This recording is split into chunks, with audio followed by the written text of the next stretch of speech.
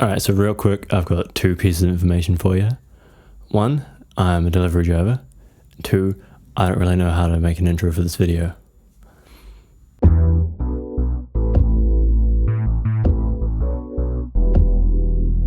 But yeah, like I said, I'm a delivery driver for Uber Eats. I recently surpassed 2,500 orders, and so I've got a few thoughts on it, and I thought I'd make a video to share it. So a wee while ago, I went out to Brooklyn Bunkers to record this little video, though at this point, I had only done 1,000 orders. This video was originally intended to be what I think of Uber Eats after 1,000 orders, but it's taken me a while to finish the video. But with that said, most of the information I shared in this video still holds true. Occasionally, current me will interrupt past me, either because something is no longer true, or because I didn't coherently express what I wanted to say, or the wind sort of destroyed the audio. So I did another take now so that you can hear what I'm saying. But yeah, that's basically it. We can cut to that video now. I'll see you when I next butt in.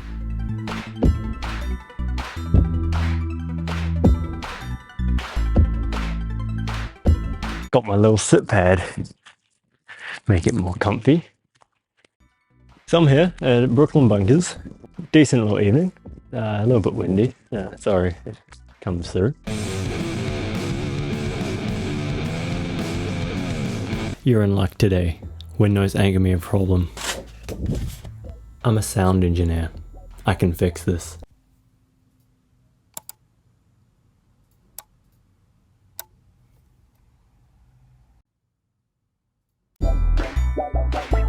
Gonna go to these.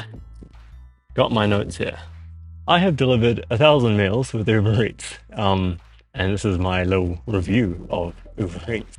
Yeah, so I've delivered a couple more since then. One or two. But I wanted to share what I think of it. And then you can decide if you want to do it too. Or if you're just interested in what I'm doing. For whatever reason. A good evening. How Uber Eats works. Basically, you open the app, you go online, which is the first thing I really like about it. You can go online whenever you want. You don't need to have set hours. You can choose to not deliver for 3 months in a row. Or you could do every single day, 24 hours a day. Meaning you can make as much money as you want, or just be super chill about it, like what I've generally been. And just do it super part-time. Again, sorry about the wind. And once you sign on, you wait. Sometimes ages, sometimes not long at all. And then you'll get a little notification that pops up on your screen. Or if your screen is off, you'll just hear the chime. The chime that enters my nightmares now. And you pull it up and you'll see a screen like this. Though the dollar amount will change and the where you're going, like the restaurant drop-off point will change obviously. And you can choose whether to accept it or decline it.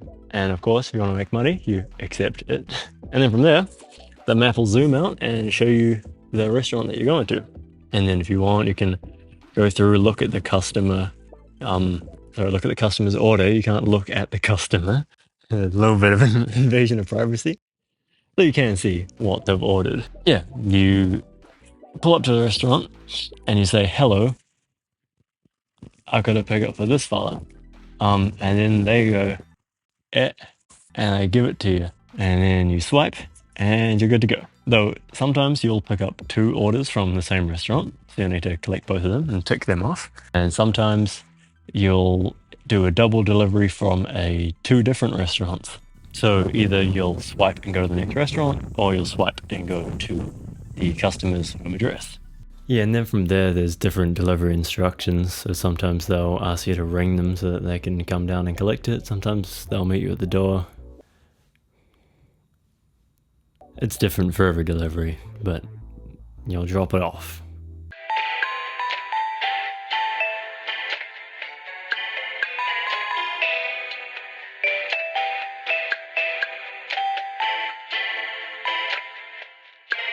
Alright, so for a bit of context, I first started doing deliveries while I was at university. I'm doing it as like a part-time job, only doing between like 6 and 10 hours a week. Purely just for the fun of it, not really just wanting to make bank or anything. Though that's changed now. Now I'm doing it a lot more as a method of income. So I'm doing it every day, or every day that I can at least. Upwards of 25 hours a week, usually around 30. What's next?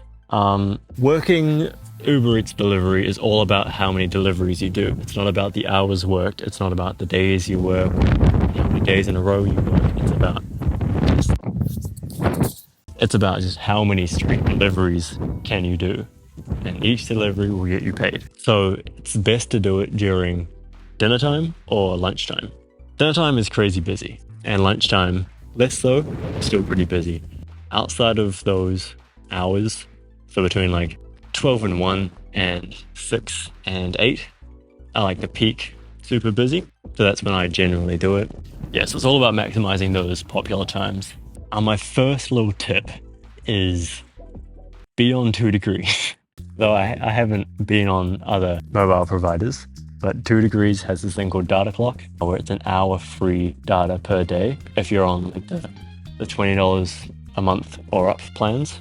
Yeah, data clock lets you just get an hour free each day. So you just chuck that on, work for an hour, and then you've funded your whole mobile plan. Like, easy yet. And during the summer months, they offer 2 hours free per day, which is super rad. You can work twice as long and still not cut into any of your data. Use 2 degrees. Next little tip is to do it in the city, right in the CBD, right? There. Obviously, you can still get orders outside of the CBD. Like, you get a few orders out in Newtown, some up like Wellington. But like the CBD, the heart of the city, that's where most of the orders are. Because people, like, it's working people during the day, it's students who live in the city, lazy people.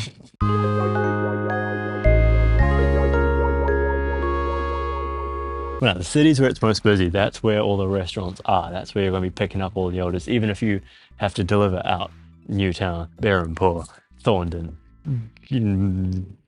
I can't name anymore, Karori, Kilburnie. I'm not even pointing at the right places. What else we got? Mount Vic. Mount Vic's busy. If I don't start my deliveries in the city, I start by heading into the city. All right, next tip. Follow the rules, man. I see cyclists get a bad rap, and sometimes I think that's justified. Some cyclists are just dumbasses. Don't be a dick. Don't cut through red lights. Don't cut through stop signs. Just a little PSA. If you're on a bike, bro, you're making me look bad. Here's a little investment tip. All right, this is the greatest ROI I've ever had, ever. Bike lights. The first couple months of delivering, I didn't have bike lights, so I could only do orders during the daytime. So like lunch and breakfast sort of thing, which, as I mentioned earlier, is not as lucrative. Nighttime orders are where the money is made, and legally you need to be seen. So buying a bike light is not a waste of money. Mine was $40, $50, $60. It was 60. This is my new one. My old one broke, doesn't work anymore.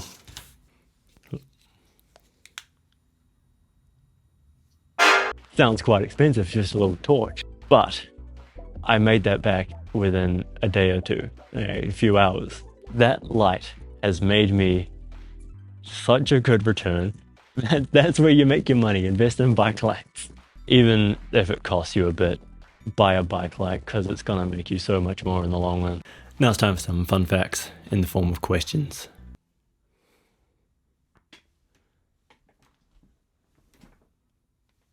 Have I delivered to anyone I know? Answer, yes, plenty. It's not like super often, but like, yeah, it happens quite a bit. I'll deliver to my close friends, which I think is quite funny because they could just ask me and I would do it for free. Maybe even shout them the meal if I'm feeling really generous. But I'm delivered to close friends. But mini story time. You know the comedian Pax? What's his name? I wrote it down. You know the comedian Pax Asadi? Funny guy. I delivered to him one time. He was staying at a hotel during Comedy Fest, I think it was. And I said, "Here's your food. Also, are you that comedian guy? You're really funny."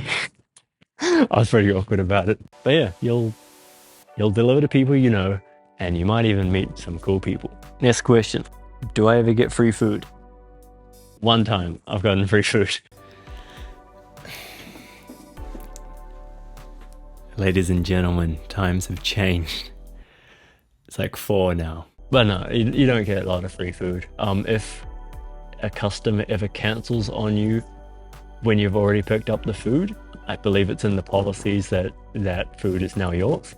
Though that's never happened to me, unfortunately. After 1,000 deliveries, never happened. Y'all should start cancelling your orders, please, so I can get food, please. Next question. Have I ever had a crash? So many close calls, more than I can count, because Wellington drivers are Wellington drivers. But I have had a moderate crash one time. I was doored. That's when I was fine. The door was fine. The bike was fine. But I was pissed off at them. Next question. Have I ever spilled orders?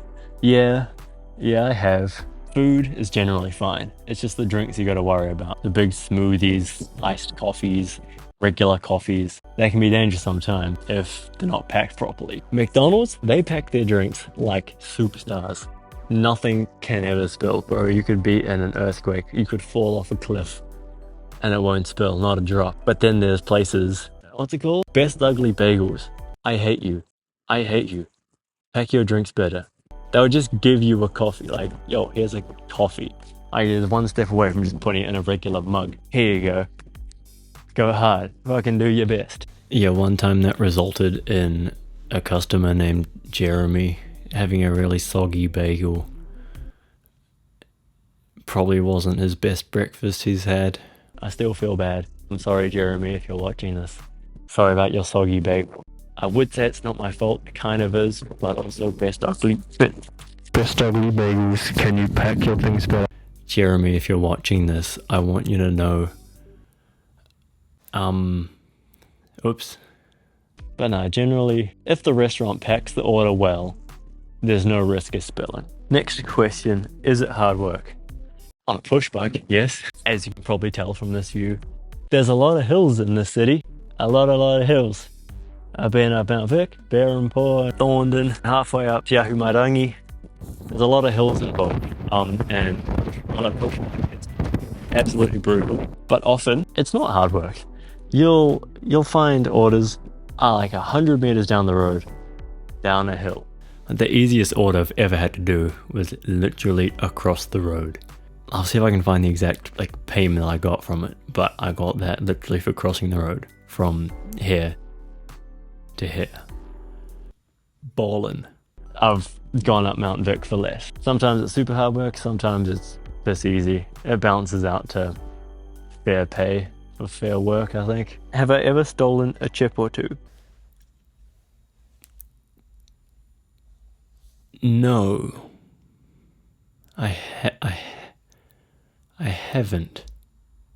I know that the punishment for if I got caught would just not be worth it. I probably wouldn't get paid for that order. I might even get banned off of the platform. Have I ever had any complaints? Yes. In the app, there's not a big complaints section in your account. You can't just go and see what person doesn't like me. Then sometimes mistakes will happen.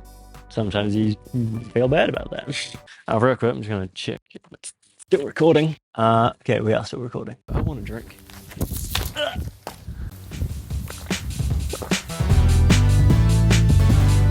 Oh, my zip bag. How many people tip?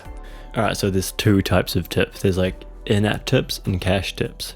I've had cash tips 4 times, maybe? Not a lot of people have cash around these days anyway. But in-app tips, they're fairly common. I'll get more into the earnings later, but last week I got $39.37 worth of tips. Week before that, I had $45.60 worth of tips. Week before that, I had $41.62 worth of tips. I'll do some math and put something here. That's based on the past few deliveries, I guess. I'll decide when I do the math. Enough people tip. Alright, cool. Okay, but yeah, the full-on earnings. How much do you make doing this? There are impressive ways to word it and there's unimpressive ways to word it. Like if I say how much I make in a whole week, it may not sound that impressive, but if I average it out hourly, then it does sound impressive. Like for example, if I just pick a random week, 21st of March to 28th of March. I picked that at random, I wasn't trying to do anything. This is a lucrative week. Only worked for 24 hours, 39 minutes, did 106 trips, and made $912.14. That's overexposed. Another week here, 11th April to 18th of April, $805.38 from working 26 hours, 54 minutes, doing 104 trips. 2nd of May to the 9th of May, 25 hours, 33 minutes worked, did 100 trips, and that's $790.07. At the time of recording this, so far this week, I've done 19 hours, 34 minutes, 75 trips, $561.40. And then if we go like way back in time to like when I was still at uni, like the 31st of May to the 17th of June last year, $102.27. Only worked for 3 hours, 11 minutes though, doing 11 trips. I'll do a screen recording of this actually. Here's some transparency for you. That's just like every week I've worked, so every column is a week, and that's what I've made each week. Obviously, here when we're getting into not taking it super seriously. So like if you are a uni student and wanting to do this like just every few hours a week, there's the sort of money you make. But if you're taking it super seriously, then these sort of numbers are what you're looking at. Is that informative enough? That's what the revenue's like based on hours and trips in Wellington. You can look at that and say that's really good money. Yeah, on some weeks, some days, when you look at the hourly earning, it does seem like quite a lot, but that's only a small chunk of time, and that time is when it's busy. You get what I'm saying? So if you had a week where like you averaged out $40 an hour for every hour you work, those are because of the particular hours that you chose. If you chose to work 9 to 5 each day, you ain't getting $40 an hour. Nuh-uh. Like the bulk of that is from the lunchtime peak and the dinner time peak. At peak times, you can make crazy money. It's just those peak times aren't often. Yeah, you can't look at that $40 an hour and think, yeah, I'll do that and I'll work 80 hours a week and then make, I can't do the math. No, not at all. You can only make so much because of the time limitation. Comparing when I was doing it super part-time and casually at uni, I could scale that to a full-time job. But from here, it can't really be scaled too much further. I could make more, but it can't be expanded much more than that. For an electric bike who has limited battery, this is sort of the ceiling of it. There's battery you have to be aware of. You got your phone. If your bike's electric, you got that battery to worry about. The most important battery to worry about, like you can only bike so far before you get too tired. You can only go up so many hills. You can only go so many kilometers. You can only, like there is a limit to how much you can earn. And if you're making $28 an hour, that could only be for 4 or 5 hours a day tops, because you got to look after yourself, your phone, and your bike if it's electric. Of course, there are workarounds to battery issues. Like with your phone, you can just take a battery bank, or if you've got a really old phone, just take multiple batteries. There's not really a way to combat bike battery going flat.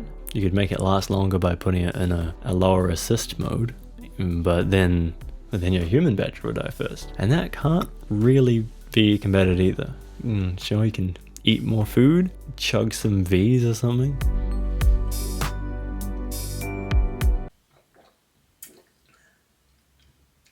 It's cold. The battery issue is definitely a big one. It can't be fixed in every way. I'm happy with the pay. I mean, like I said, I only first started doing it not for the money. I did it just for fun. And now I'm taking it more seriously, doing it for money.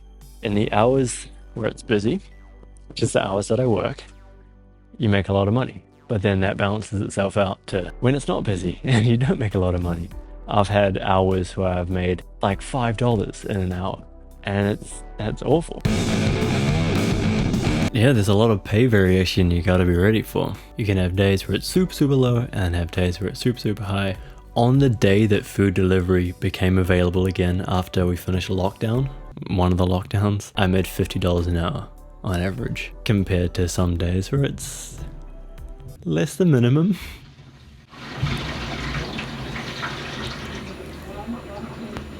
So yeah, the days where I make $50 in an hour balance out to the days where I make $5 in an hour. Though to be fair, here in Wellington, you'll basically always make a lot more than $5. Like you'll have a minimum of like $15 in an hour at the worst hours. Obviously I haven't worked at like 2 in the morning. I assume it might be a bit worse then, but typically at like a not busy lunch, the least you'll get will be $15. So next question, should you do it? Should you work as an Uber Eats delivery driver? It depends. I then ramble for way too long, basically saying, if you're in a situation where you just want to do it for a little bit of extra cash, working a couple hours a week, then I think it's a no-brainer. But if you want to do it as a full-time job and you only have like a gas guzzler car, you might want to consider other things. Is basically what I'm saying here. If you have a bike, especially an electric bike, do it, man. You'll spend your money on your background check and your gear, which I'll go into soon, and it'll put you a couple hundred in debt, but you'll earn that back. Like you can earn that back in a week, and it's no problem. And then everything beyond there, it's just pure profit. Obviously take out tax. Bikes don't cost anything to run. Occasionally you'll need to buy a new tube if your tire pops, which has only happened once or twice for me while delivering, both in Hamilton. There's no waffle rego you need to worry about. Occasionally you'll need to service it, which is only like $150 if you're getting a good service. It costs virtually nothing, so like you might as well make money from the bike. Yeah, obviously a car is a whole different ballgame because you got waff, radio, insurance, petrol, more maintenance, more expensive repairs. I don't know if it would be worth it. You crunch the numbers. I told you what I earn. You crunch the numbers for yourself and figure out if it would be worth it. But for a bike, both push or electric, yes, it's worth it. You could even go out from nothing and like buy a bike, even a second-hand bike, and you could in theory like earn all that money back in a month if it's a cheap bike, and then everything beyond there is pure profit. I highly recommend that people do that, especially if you're in a situation like I was, because it's a bunch of fun and sometimes a bunch of money. Even if you're working a full 9 to 5, if you can work for an hour between 6 and 7, make 20-30 bucks, why not? If it's not going to cost you too much to do the work, you might as well do the work and make a bit of extra cash. Yeah, now that I've rambled about whether you should do it or not, what do you need? A vehicle, bike light, because the ROI I mentioned, headphones. I wouldn't recommend noise cancelling headphones. It's important to be able to hear the road and hear people yelling at you or whatever. But yeah, headphones. I listen to podcasts while I deliver. Sometimes I listen to music. It's a bit more entertaining than just pure silence and road noise. Don't need them, but I recommend them. 3 things I don't use: a phone holder, power bank, and a bike rack. I don't use a phone holder because I just keep my phone in my pocket. It's where my phone always lives anyway. I know when orders come in because it'll vibrate and then also do the in my ear. I don't have a power bank. I'm gonna have a power bank. It's charging the camera right now. I don't take the power bank out because the phone battery lasts long enough. Power bank's just too faffy in my mind. I might eat my words later on. Yeah, bike rack. Don't bother with bike rack. A bike rack for putting the bag on will only just shake the food around. If it's on your back, you can compensate. Good clothing. Have a good lock. Something that's quick. I have a combination chain lock, so it's easy to take on and off post. I always have a spare tube and a bike pump with me at all times. I only had to use it twice. It's better to be safe than sorry. You don't want to pick up a lot of food, like super heavy order, and then the order's ages away and you puncture a tire and you have to just walk all that way while leaving your bike there. And it's not a good situation to be in. So take water with you. I highly recommend you keep your bottle in a bottle cage rather than having it in your bag, like in one of the side pockets. Just watch this animation I made. Shows what happens if you like hit a bump too hard.